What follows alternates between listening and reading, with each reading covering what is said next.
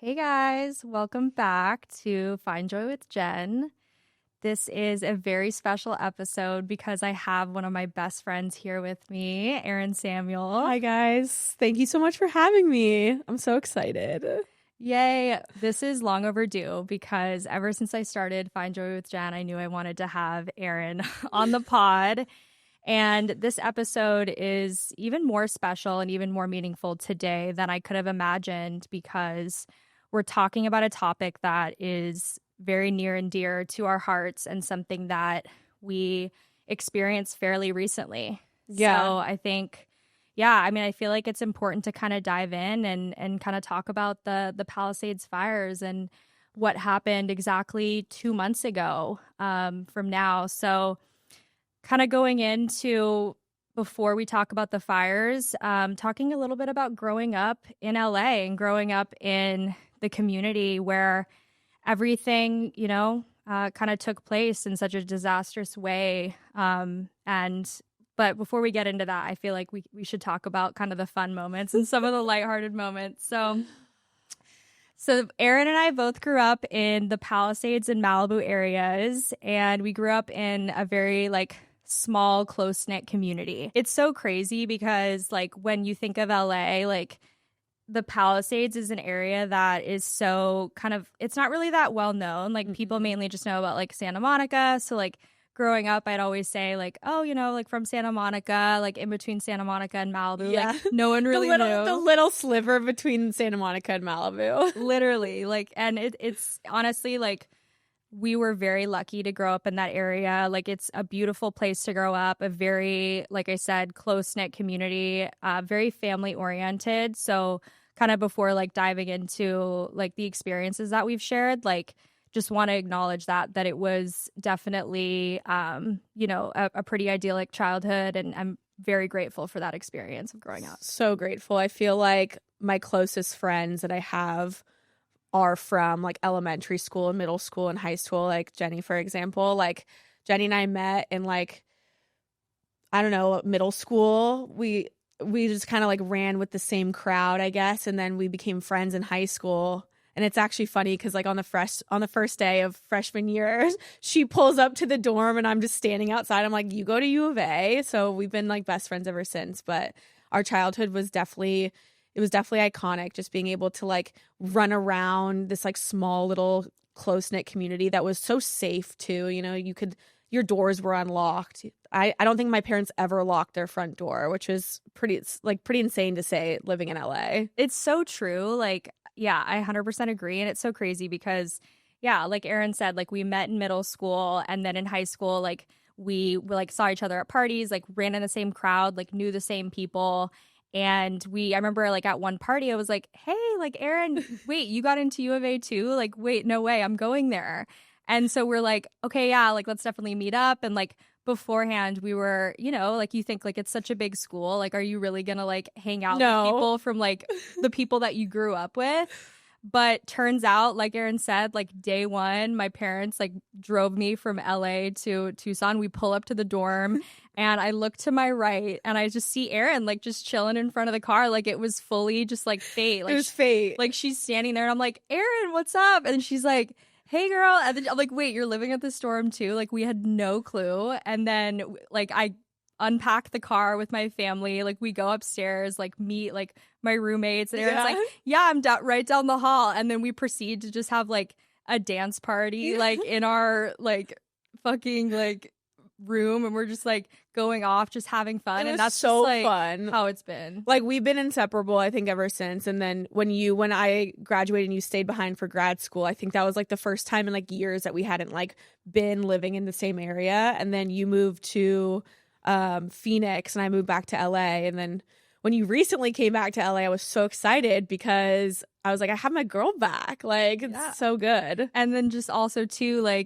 Erin's one of my bridesmaids. Yeah, and I am. It's just, I can't imagine not having Erin a part of my special day. Literally that makes me so happy there.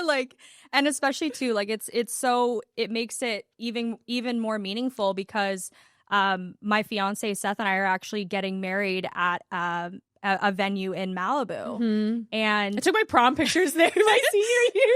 Like literally, like it's so crazy too, because my fiance, like he grew up in the Palisades too. Like we grew up like a 5-minute drive from one another, and like Erin and I grew up a 5-minute drive from one another, and like this wedding venue's, you know, only like a 10-minute drive from like where we all grew up. So like just for some context, like I think it really just kind of sums up like how small and like tight knit this community really is, and like how everyone knows everyone, and like, you know, it really was such a special place to grow up. It really was. And like also too, like they had something called like movies in the park. Yeah. When we were in like middle, I think they did it for a while, but every summer, like I think it was like every Saturday night in September or August before we went back to school, they would like show a movie like on a big screen, and it was like a chance for like the community to get together. But like when you're in middle school and high school, it's obviously a chance to like meet up with your friends and like run around the Palisades Park doing like hoodlum like stuff. Like what we thought was like crazy, we were like sneaking around like, oh, it's in the dark, and it's like we're in the Palisades, like there's nothing hoodlum about what we're doing. Literally, like couldn't have said it any better. Like, and what was the other one? Young Angels. Oh my god, Young Angels. Okay, so Young Angels, for those of you who did not grow up in LA, it was basically a club for middle schoolers. Like we didn't drink or anything. I mean, I'm sure some people like started their journey that young, but like it was thrown by, it was in the Lutheran church. It ended up being in the Lutheran church, but it started off at the women's club, and it was literally just like a club for kids. Like we would be like dancing to Cyclone, no other than like just like grinding, like thinking that we were like partying, so to speak, but it was literally thrown on by like adults to like, I'm pretty sure, get our energy out. Yeah, like it was like, literally like a club for 7th and 8th graders where we were just like fruit punch and just like it was, you know, but it legit, like we thought we were in the club. Like we like thought we were in the club, and like it was, I planned my outfits for weeks for this. Like like fully like everyone who was anyone was like at Young Angels. I still have like the wristband with like the different names that each of like the events was called, and like it was fully a thing that we all did and we were excited about. Yeah, that just it was crazy. Like to think that they gave us that much freedom. Like, so, I know, but I think that's another thing it was too. beautiful. Like, I'm grateful for, right? Yeah. Like having the like opportunity to get to like, you know, walk to this dance or like this party, and like it just being safe and like just it being welcoming, and like, you know, I'm just, yeah, it's crazy to look back on. And kind of I guess that's a good segue for kind of the events that transpired a couple months back, and it's definitely really hard to have like the right words to even describe like what even occurred.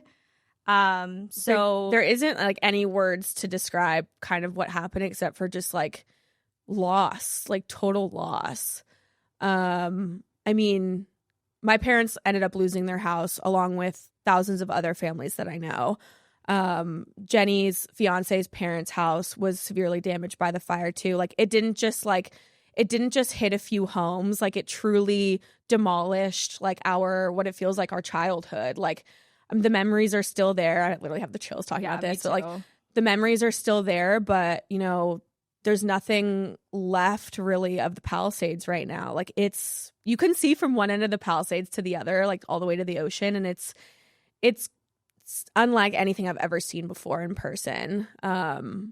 But yeah, I mean, I think what a lot of people don't realize too, when, you know, when they're seeing the news and when they heard about this fire, is that like this fire completely took out the city of Pacific Palisades. So yes, there are some homes, as Erin said, that are still standing, thankfully, but those individuals will not be able to live in their homes for a very long time due to obviously there's no water.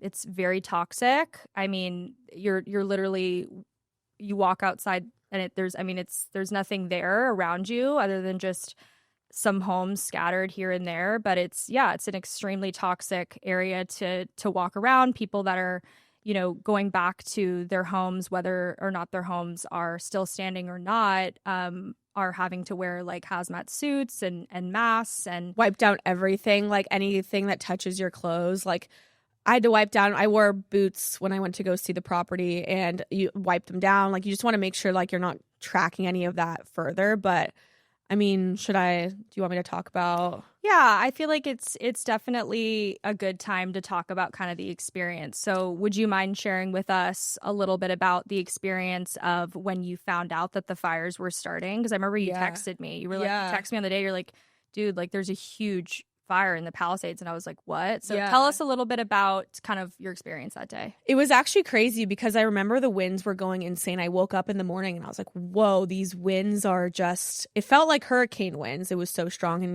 we knew that on the news, like that they were saying that the winds were coming. But my power in Venice, I live in Venice now. My power actually ended up going out. So I had to work from home. So I called my friend Juliet and Michael, who live just down the street. And I was like, hey, is your power still out? Like, can I come work for a little from your place? And they were like, oh, yes, of course. So I went over there and we're sitting on the couch. I'm about to take a meeting and we look on the news and a brush fire in the Palisades in the Highlands had started. And at the time it started, it was like 20 acres.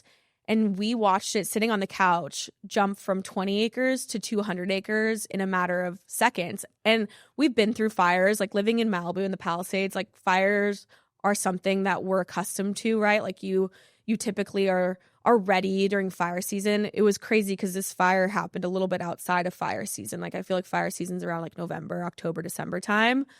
So we weren't really like expecting anything. I mean, there was a fire a few weeks ago by Pepperdine.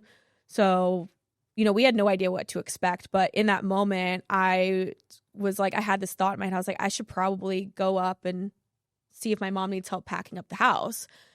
By then, because it had jumped so quickly, I was like, even though like our neighborhood could have been safe, potentially depending on the environment, but like we had no idea. So I basically hopped in my car and I sped up. I'm like calling my mom, calling my sister, calling my dad.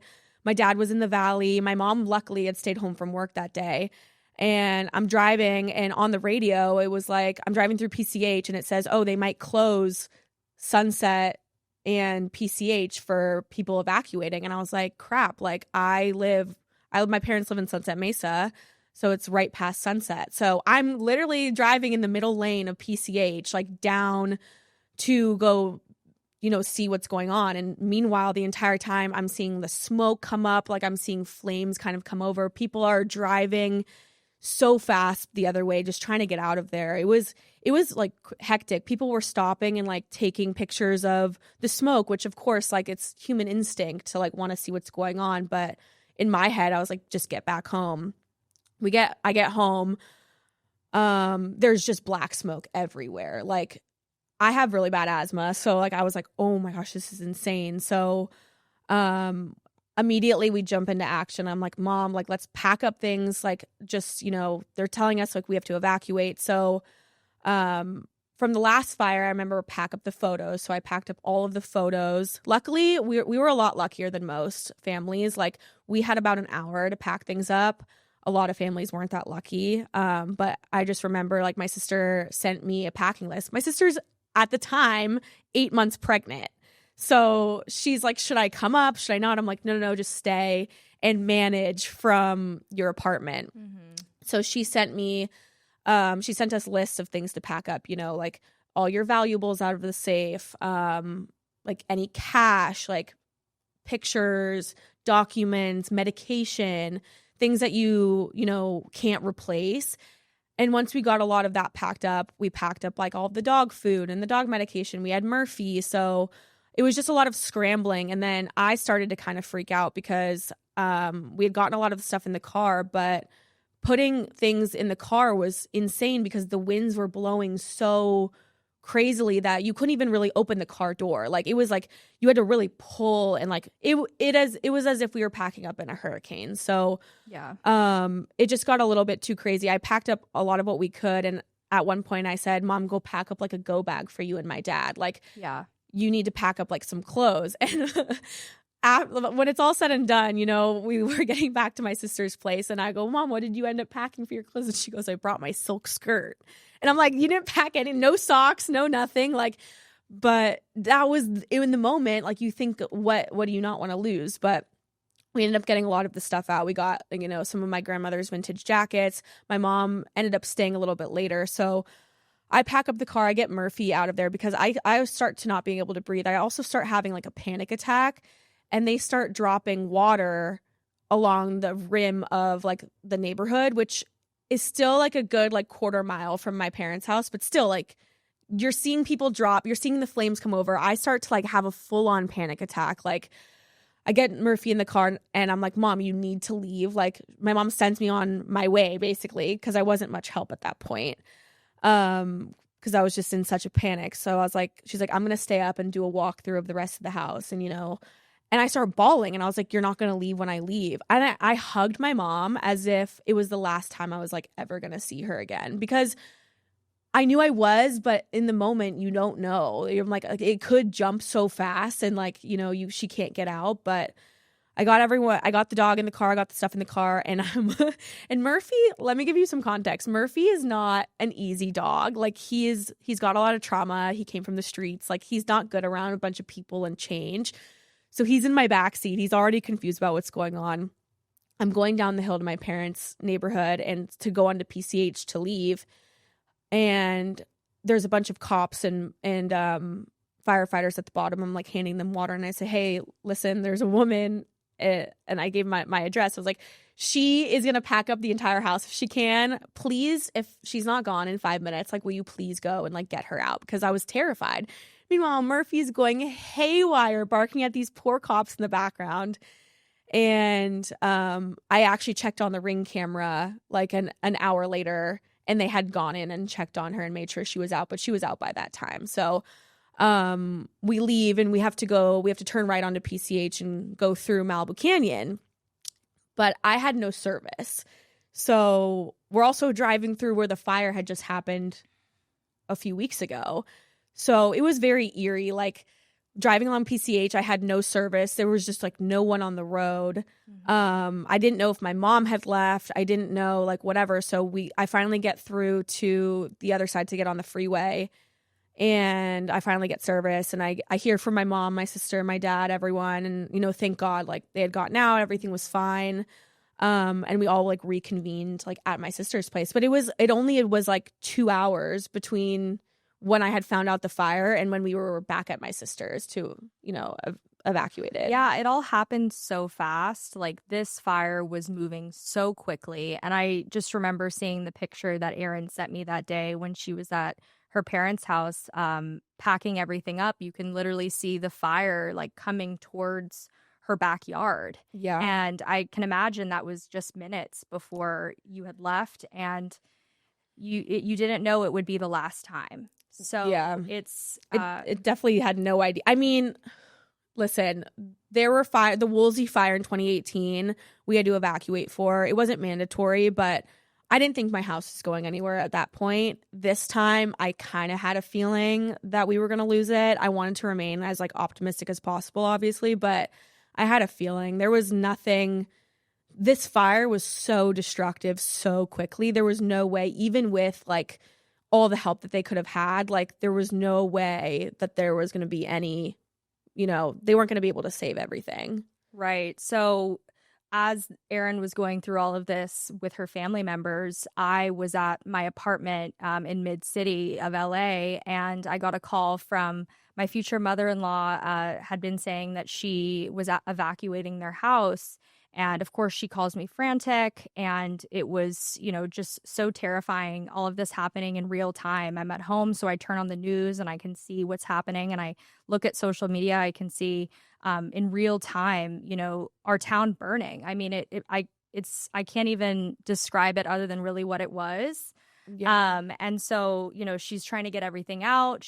They also have a big dog and a golden retriever that was going through all of this with the Yeah. family. And so they're grabbing all their belongings. And I think it's important to note that, like, a lot of people that live in the Palisades, they have been there for years and years and years. Mhm. And so this is like even more terrifying for them because they grew up there, like they raised their families there, like Their so grandparents or their yeah, grandparents like came there in like the 80s or like whatever the case may be. Like it's a very nice, the Palisades is so lovely, and it's a very affluent area, but like some of the people that are from there have been there since like the Palisades kind of even like started.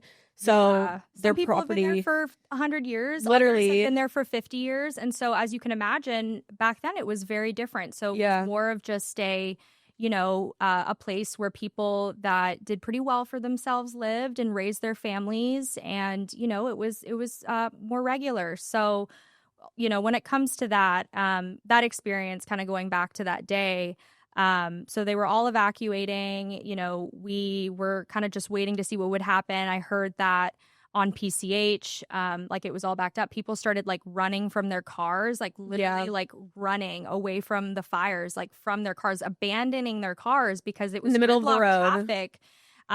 Just to be able to escape, like with their pets, with their belongings, their little bags that they had packed, with thinking that they would be able to go back because they had been through this before in the past, but not even knowing that many of these people would never return, or some of these people would, return back to their homes that were in ruins. So it's very tough to talk about. I do want to share a little quick story time about a few days before the fires. Mhm. So it was January 1st, 2025, New Year's Day.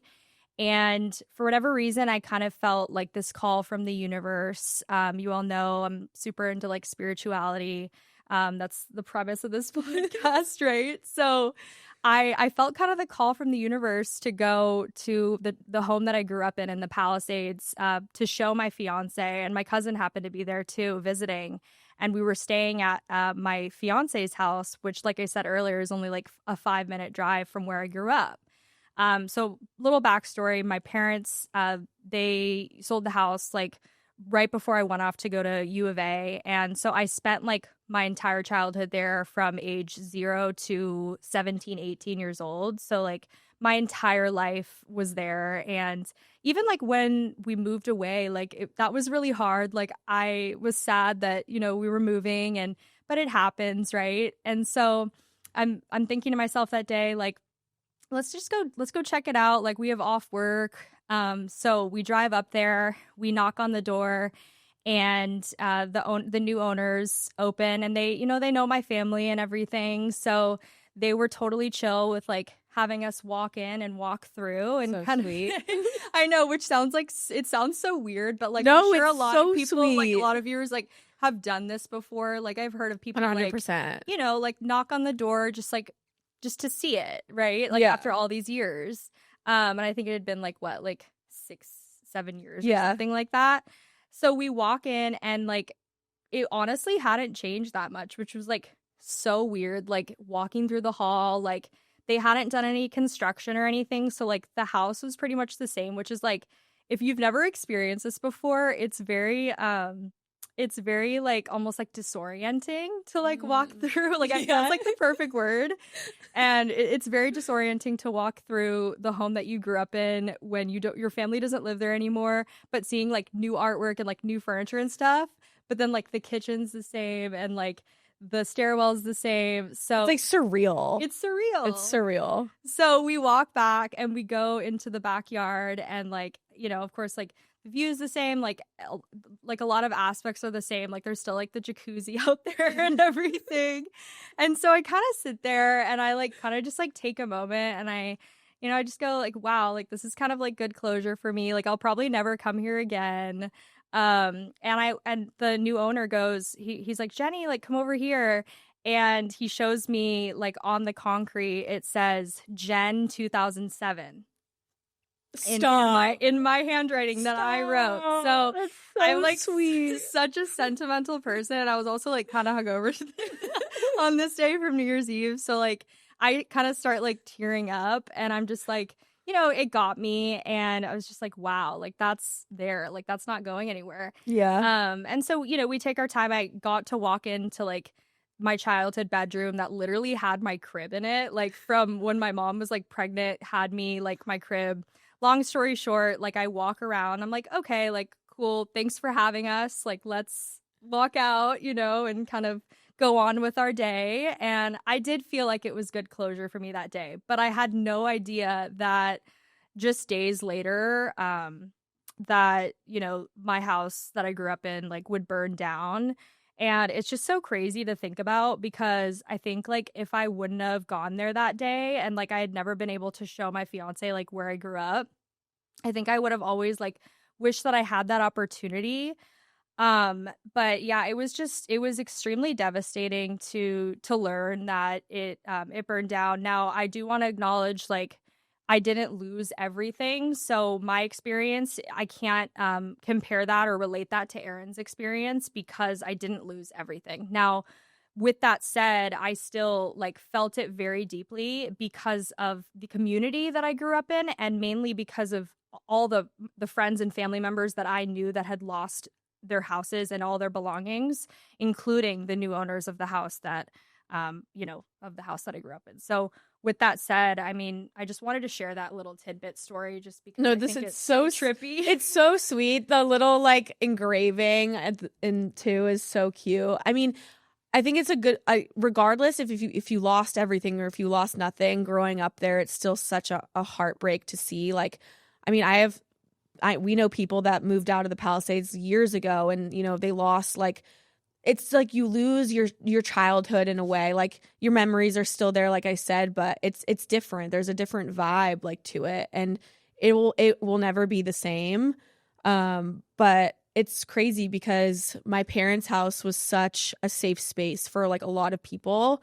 I mean, their doors were always open, which was my favorite thing about the house. Like sometimes I would like get home and like my friends would just be at my house, and like I'd be like, when did you guys get here? And it was just like, my parents loved everyone that came in like their own. And I think that's the love and support that we've received from everyone, is just everyone showing their appreciation of like the house. And it doesn't even have to be your house. Like people that I haven't talked to in like years and years and years that aren't from LA reach out to me and like, I remember when I came to your parents' house for like a party that they threw, and I just want to say we're so sorry. And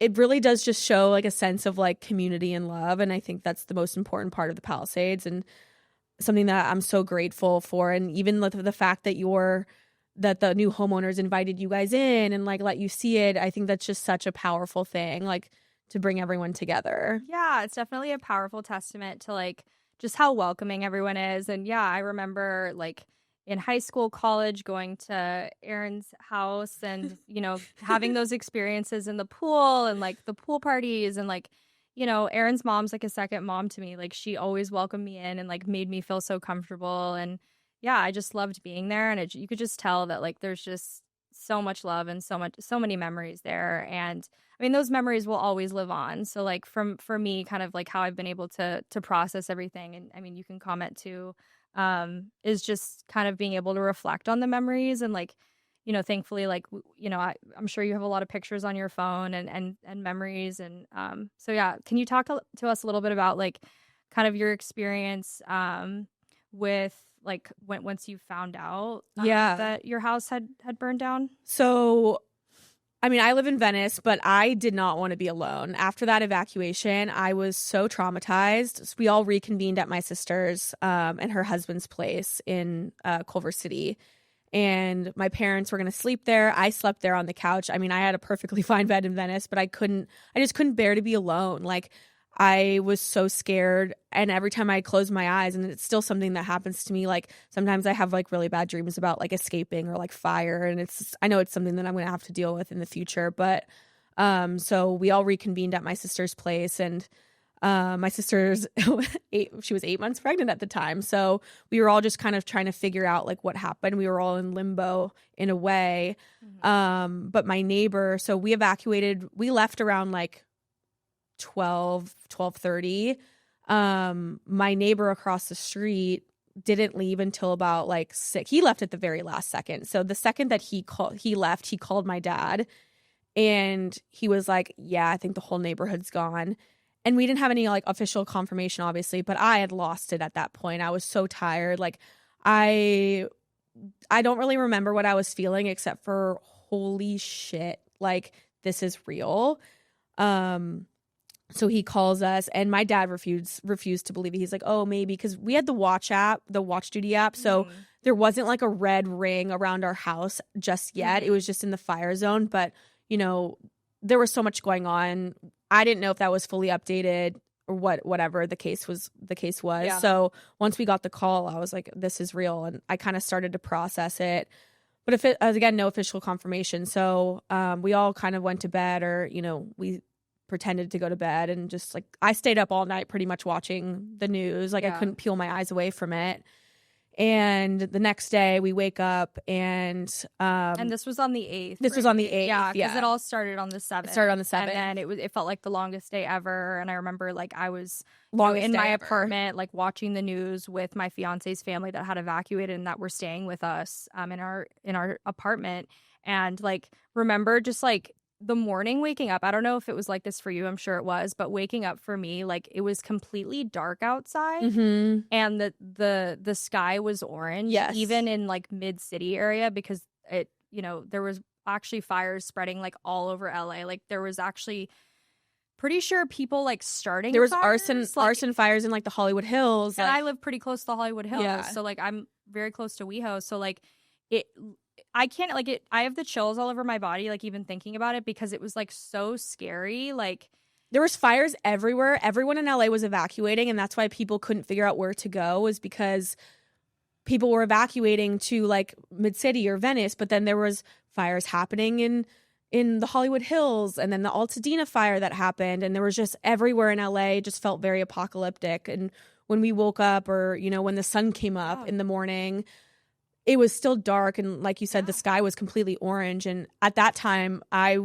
took it to social media. I was like, who's boots on the ground? Like I have some friends that are firefighters and I was trying to text them. And obviously I wasn't going to take away from what they were doing to fight the fires. But if they happened to go past the area, maybe they had an idea of what happened in the neighborhood. But there was a woman who I think is a news reporter who had access to our neighborhood and was going around filming. And we couldn't really, like, there was no official, like, our house wasn't shown in any of the videos. But at one point, my brother-in-law and I were looking at images of Google Earth and comparing them to, like, what we saw in her videos to maybe align if we can, like, I was like, oh, maybe we see, like, the chimney that's right there.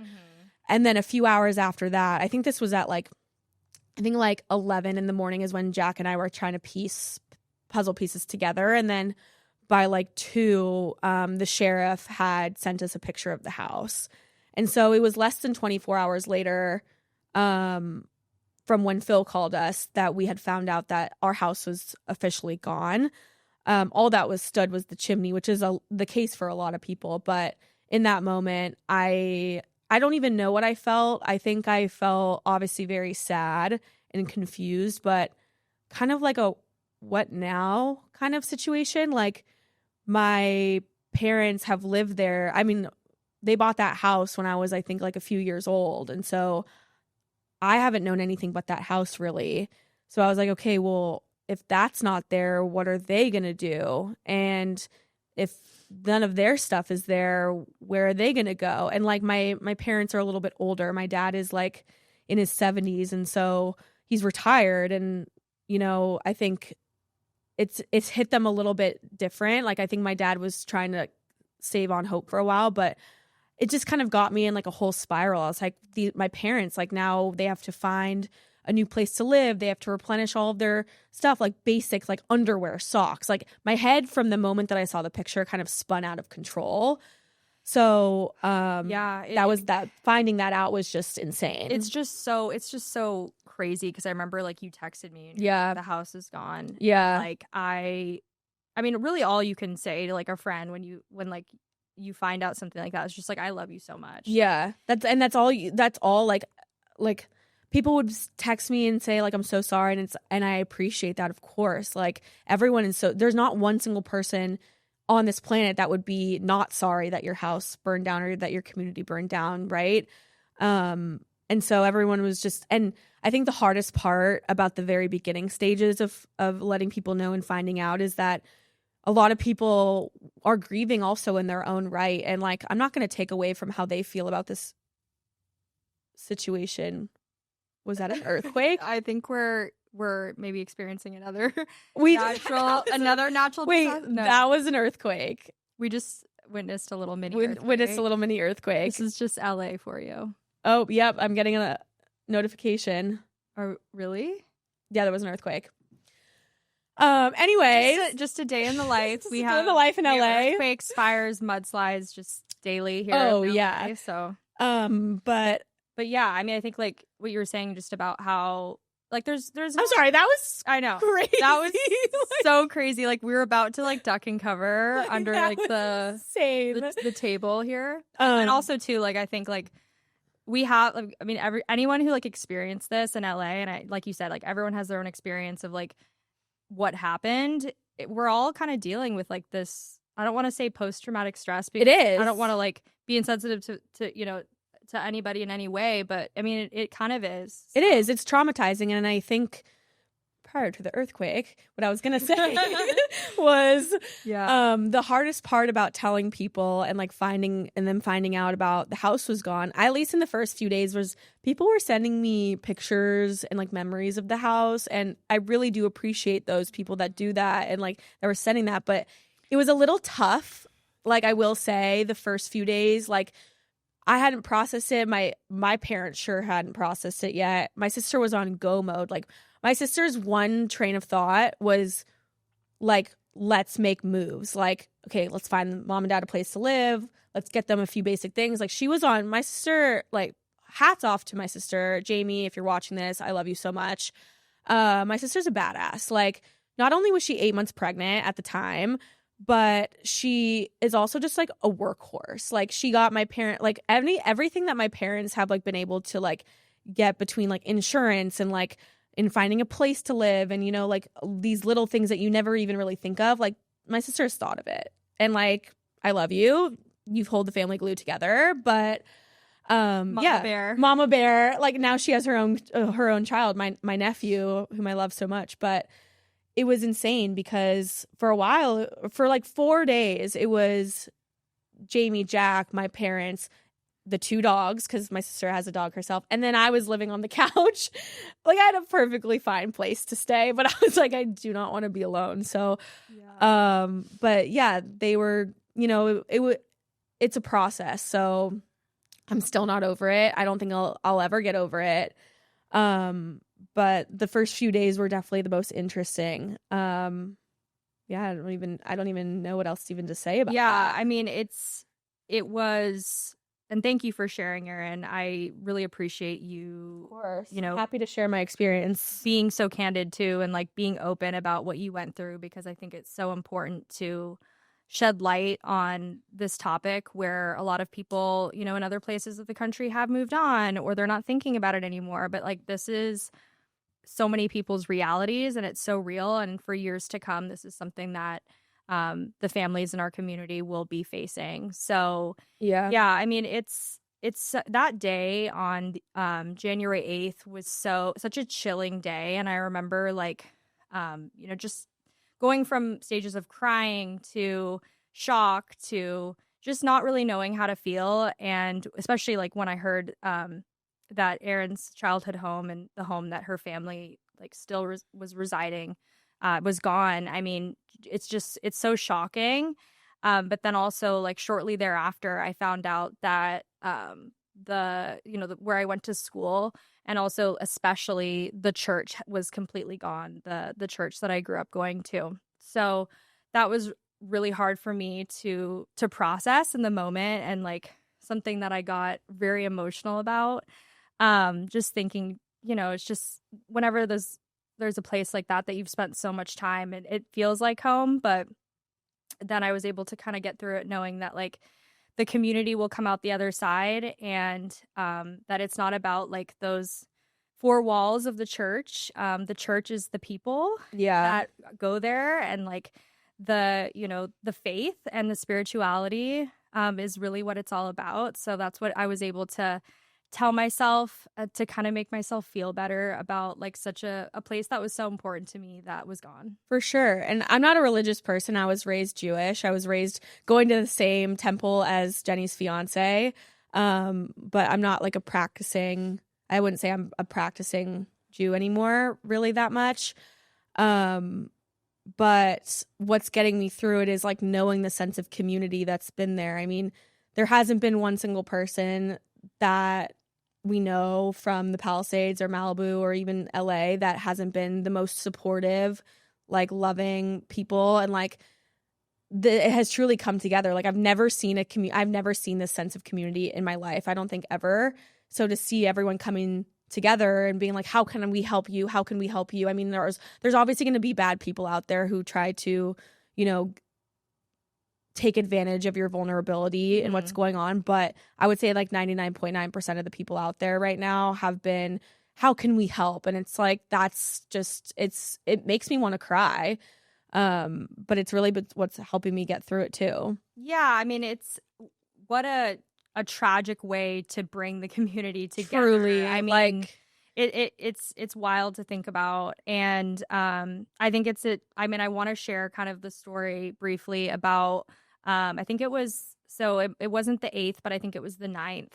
So that must have been like Thursday. Yeah, it was Thursday. Thursday, January 9th, was when we decided that we were going to go check to see if my fiance's house was still standing in the Palisades, because we weren't sure. We had been told different things. I remember I was texting Erin telling her that, I thought the house was gone. Yeah, you did say that.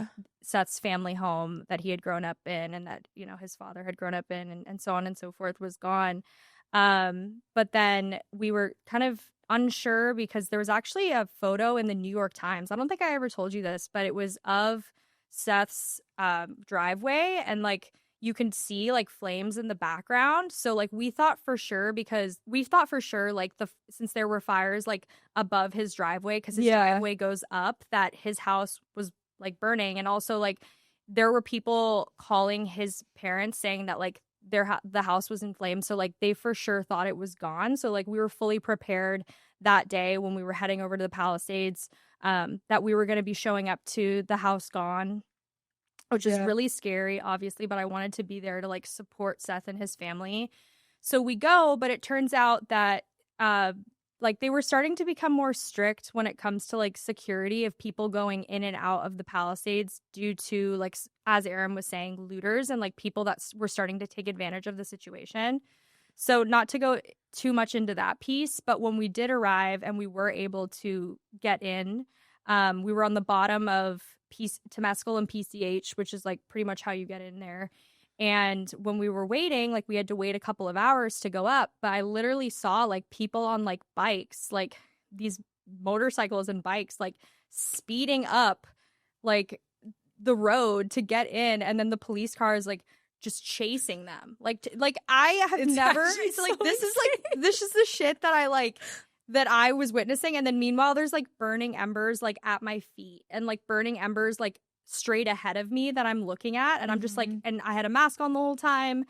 And I mean, similarly, like what you're saying with like the panic and everything. And I'm someone that like can usually keep my anxiety like under wraps, or like breathe, or like try to get through it. But I was just like very, very anxious and very like on edge. Like, in fact, there was helicopters that were flying above where we were standing, and one of the helicopters, or no, actually it was, see, I can't even remember because it's just so crazy, but there was actually, so they were going to like bring water to put out fires, but then there was also fire trucks that were driving like up the road, and one of which like it hit like a street pole or something by accident because they're just going up the road so fast. And I was like so on edge and so jumpy that I freaked out and like was like duck and cover because I just heard this loud banging noise and I didn't know what was happening. No, it's Like traumatizing. I literally wasn't sure if we were like being attacked or like what was going on. I just like my body was like so much in fight or flight mode at this point. Yeah. And this was like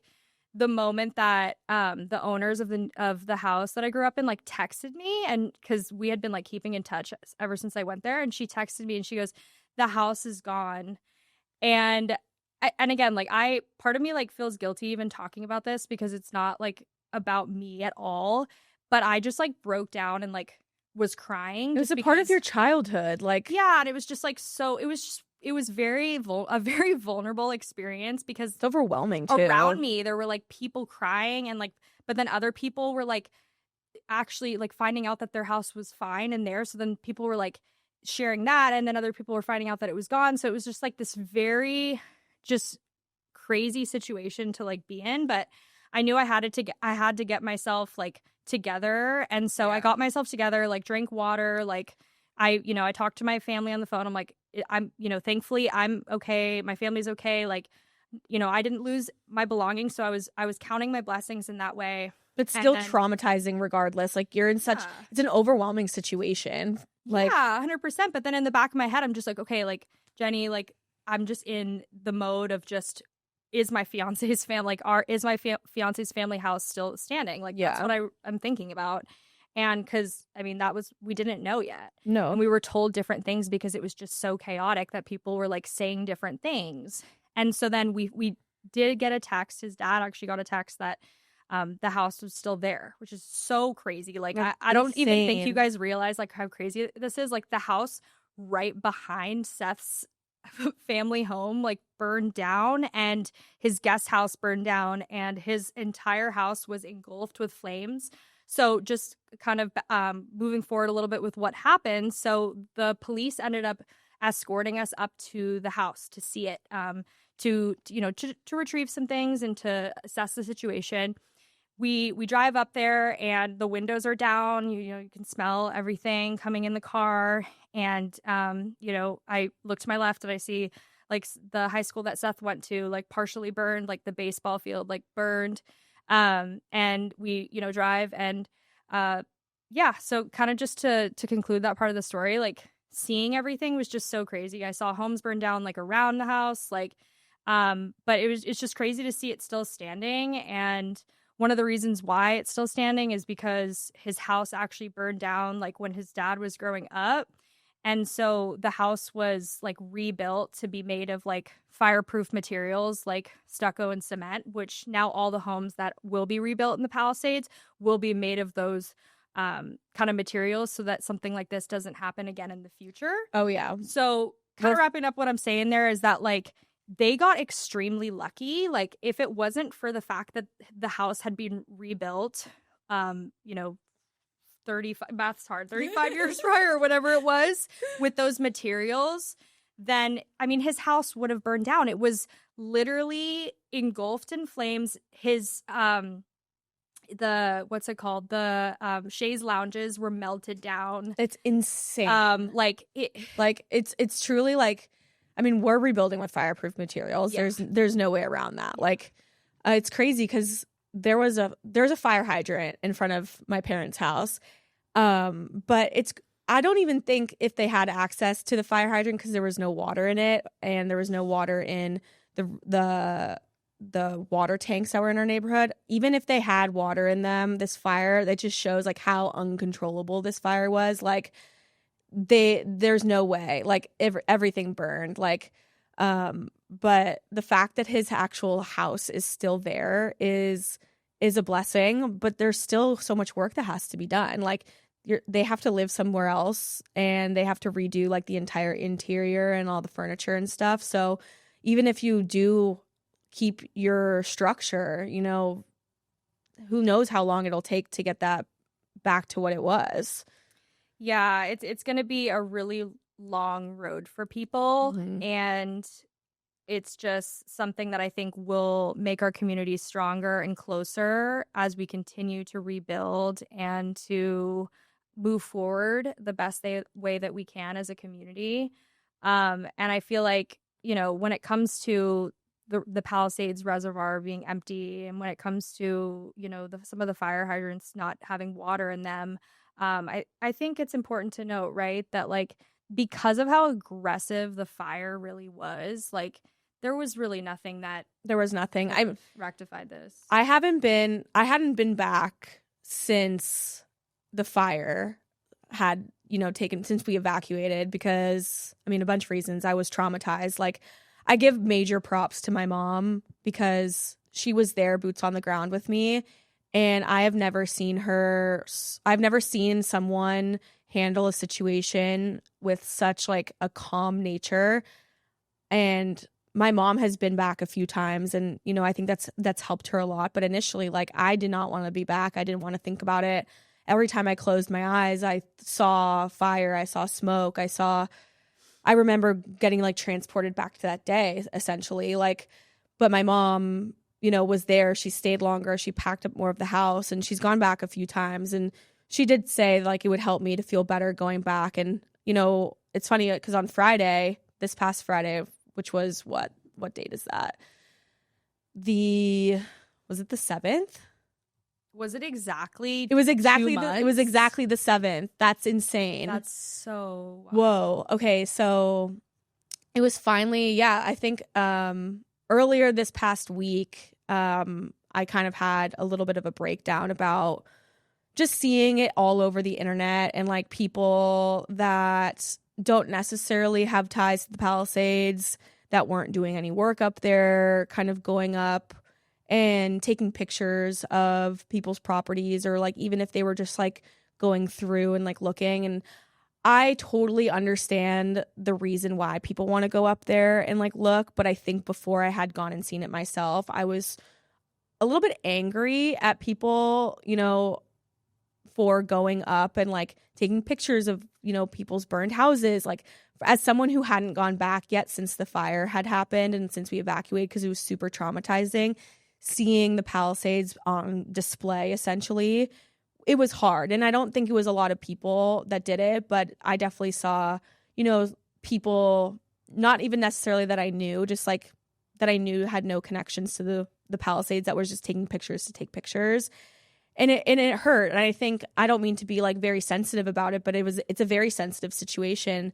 And as someone who wasn't able to like mentally go back and like see what had happened because they were so traumatized, like seeing it in public kind of made it a little bit harder for me to compute in my head that it was gone. So my sister took me up there on Friday, and that was the first time that I had seen it. I'd seen anything since evacuating.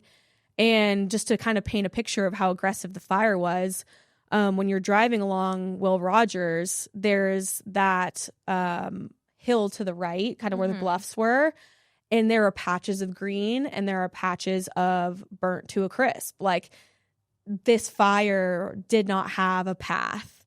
This fire did not have a route that it was going to take. This fire was going to destruct anything in its path, regardless of where it was.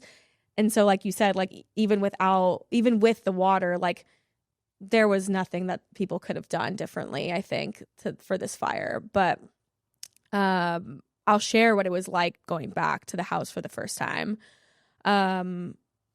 I did not want to cry, and I'm not against crying. I've cried so much the past few months, but I wanted it to be kind of more of like a closure thing, which it ended up being. But it was funny. The same exact sweatshirt that I wore to evacuate is the sweatshirt that I ended up wearing up there, kind of in like a full circle moment. But we were driving through, and, we had all the windows down, just like kind of fully taking it in. It was crazy. Like they did check our IDs at the checkpoints to make sure that we were residents, or whoever had the paper was a resident. Mm-hmm. So we went up there and we turned the corner of the neighborhood, and you just see right through it. Like, the neighborhood is usually like houses and stuff, obviously, but you could see directly like into the back of, the mountains. So we get up there. the houses in front, the house right in front of us, gone. The house on the other side of the street, the neighbor that called me, actually, that called my dad the day that it happened, his house is fine, still standing. Wow. It's not fine by any means. Like, there's still smoke damage and everything, but it looks like it cherry picked off houses in the neighborhood. But my parents and my sister had already gone back a few times with like the structural engineer and the architect to see like what could be salvaged for the rebuild. But I walked up there and started bawling my eyes out. Like, it was truly an out-of-body experience. Like, I walked through and there was just like crumbles of things and like belongings. And I think the craziest thing was going through the kitchen area and seeing all like the ceramic things that had broken, or there was an entire area. I showed you the picture of like glass, or not glass, like ceramic plates and cups and mugs and stuff, like all in this one little area. And I ended up taking a cup that had no damage to it, which was crazy. But walking through the kitchen, you can see like the tea kettle was on the stove, like not obviously lit, but like it was still there, like the remnants of it. Our water bottle, like our metal water bottle collection was still there. Like, there was also like this Color Me Mine mouse that either my sister and I did back when we were kids, and that had glass melted to it, and I took that. I mean, like I would take a memento.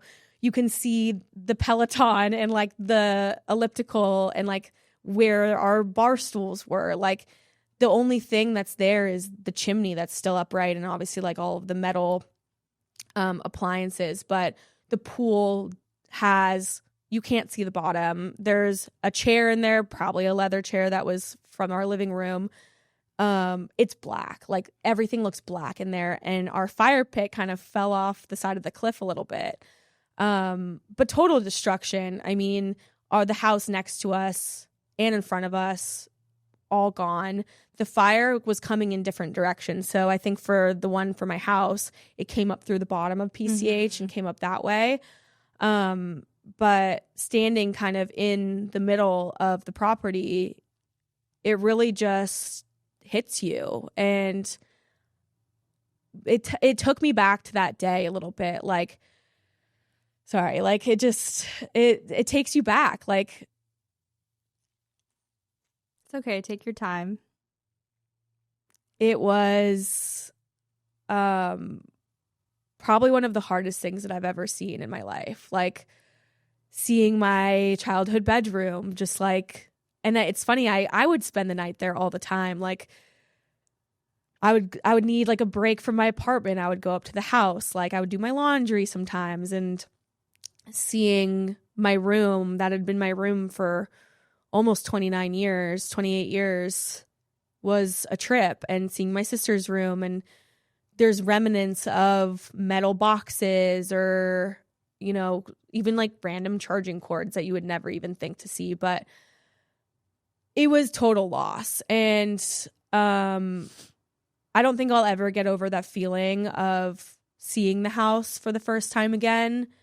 But I do know that the house that's going to be there when they rebuild is going to be truly incredible. And I'm super grateful that we even can rebuild. I know a lot of families aren't that lucky, and I'm super grateful to be in a position to say that my parents can rebuild and the house will be great. But there was a bunch of broken, pieces of glass and ceramics, and I just felt like throwing something, like I was just like, after I stopped crying, like because I was bawling, and my sister was the perfect person to take me, because like she kind of just like let me do my thing. And I started noticing things. I was like, well, we're not coming back for a while. So I was like, I need to just throw some things. So I picked up a few like ceramic things and just threw them against the fireplace. And I kind of made my own like little rage room.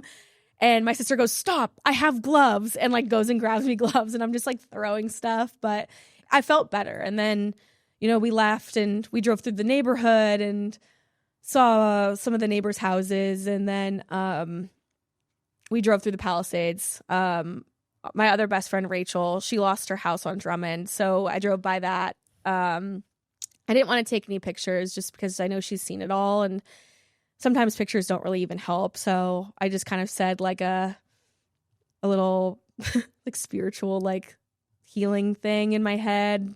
And, you know, I've seen her parents since, which is great. They've got to, I've gotten to like speak with them, and, you know, they're going to rebuild. So most of the people that I've talked to are rebuilding, but yeah, that going back was such a full circle moment for me, and a very emotional thing that I'm definitely going to have to work through in therapy for sure. Yeah, and also like not only did you lose your house, but you also lost your elementary school too. Yeah, Marquez was gone. I remember, and you know, it's funny because we were so young when we were in elementary school. So, I mean, Seth went to Marquez too, but and I grew up right up the street. Yeah, it was just, you know, things come back to you that you don't, like emotions and feelings come back to you that I don't even ever think like I would be so emotional about my elementary school ever in my life, right? But there I was crying about my elementary school, and it's just it's a natural feeling. And for anyone who is listening who has like, you know, either gone through something traumatic, you know that like your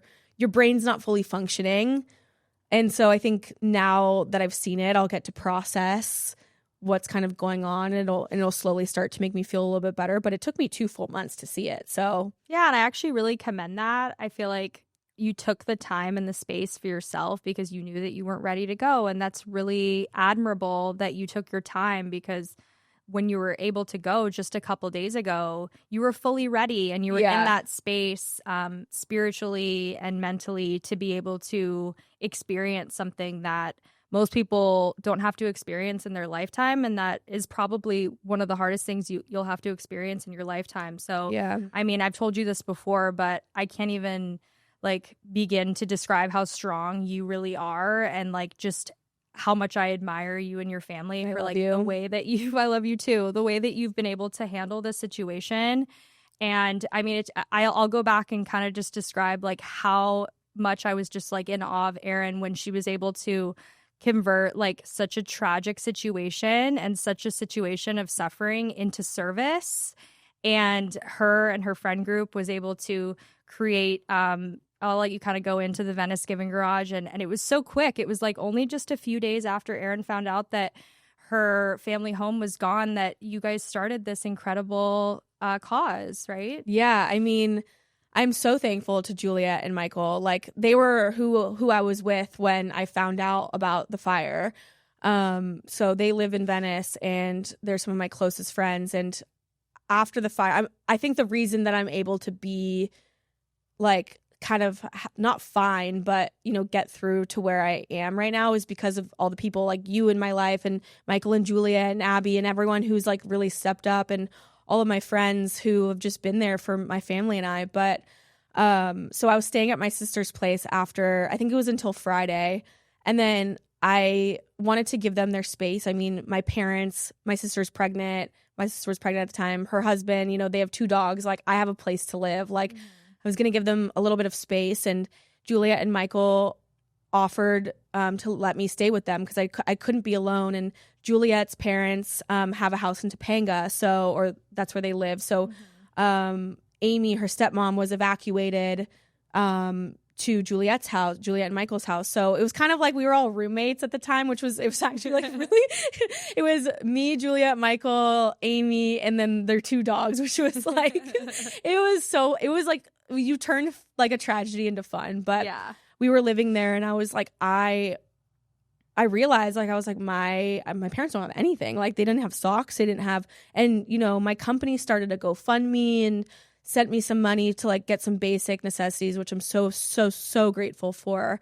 But all of my other friends were like, I have stuff, like I have clothes. Like, a few of my friends work for like fashion companies, and they have like, you know, they're the same size as my parents, or they know people. So people were texting me, outreaching like, hey, do you guys need XYZ? And I was like, yes, but we have nowhere to put it. Like, and brands were even reaching out. Like, Amy works really closely with Safe Place for Youth, SPY, in Venice. So she's very much into the nonprofit kind of realm. So Juliet and Michael were like, hey, just use our garage to store whatever you need, whether that's furniture, clothing, anything. And I was like, thank you so much. I appreciate it.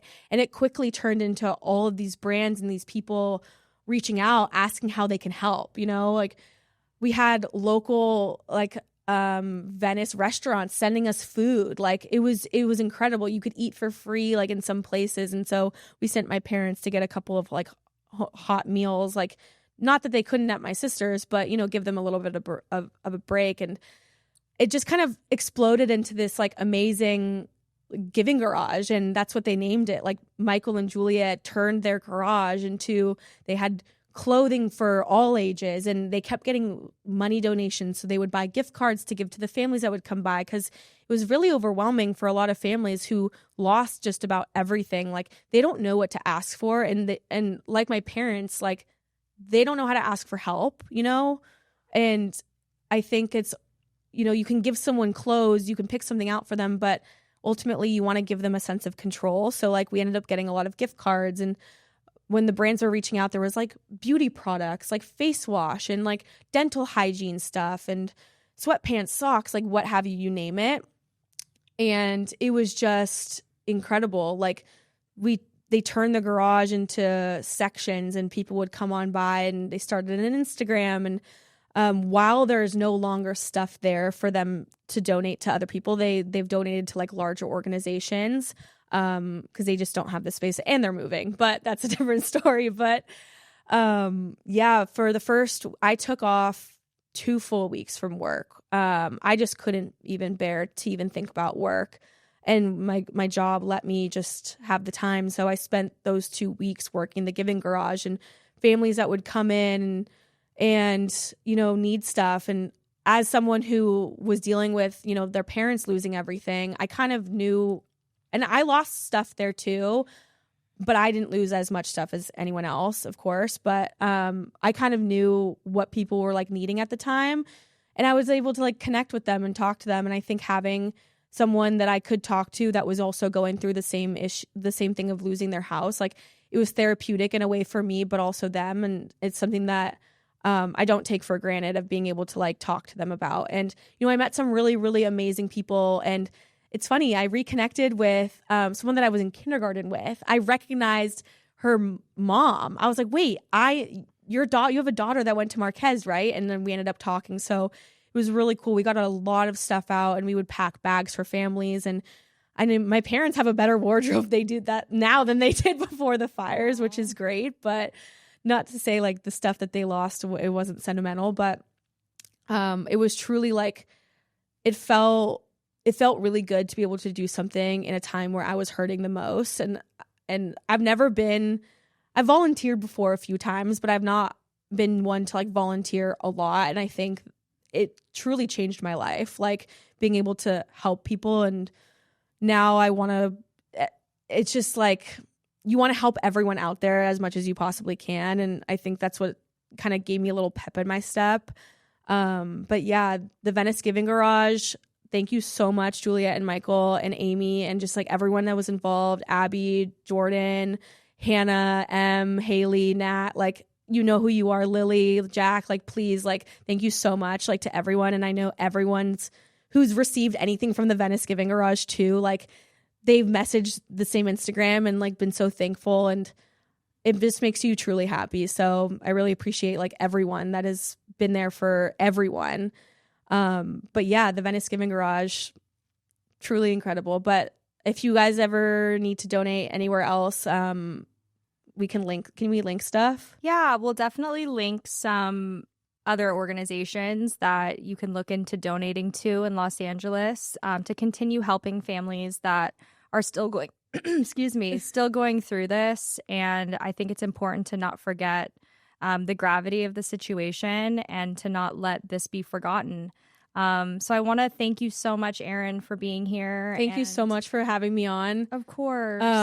Before we wrap up, I know that it's been 2 months, and I think there's so much going on in this world right now, and there's so much negativity, and there's just a lot of like, you know, people are just going through it right now. Whether you lost your house in the Altadena fire, you're going through something personal, or you're going through, you know, this Palisades fire, like these things don't get forgotten easily. And I feel like a lot of the times what happens over time is people get what they need, and it kind of just gets swept under the rug. But even with the floods that happened a few months prior to these fires, like, you still think about the people that were impacted. So I just want to like hope everyone can like continue to spread some like love and positivity. And again, thank you, Jenny, for having me on. I'm so glad I got to talk about this with you. I feel so much better. You know, this has just been a crazy experience. So I truly appreciate you. Of course. I love you so much. And I so agree with what you said. I think like in these experiences that are so hard and like so tragic, especially for you, I mean, it helps you come out the other side as like such a stronger, even in a way, like more whole person, because you're able to like transmute or alchemize like that suffering and that pain into service and into joy, and being able to spread love and be there for one another, and to really take that time for your own mental health. So I just want to say to viewers out there that if you're going, like Erin said, if you're going through something that is really hard right now, or you're you're grieving the loss of a family member or someone that you know, or even, you know, losing your home, that I'm sending you so much love and healing and all the good energy. But I just wanted to thank you so much, Erin, again for being here. Thank you for having me. I'm happy that we did this, and hopefully, you know, our community can come out on the other side stronger and more resilient. So shout out to the Palisades. Palisades strong. Palisades strong. Palisades strong. Forever and always.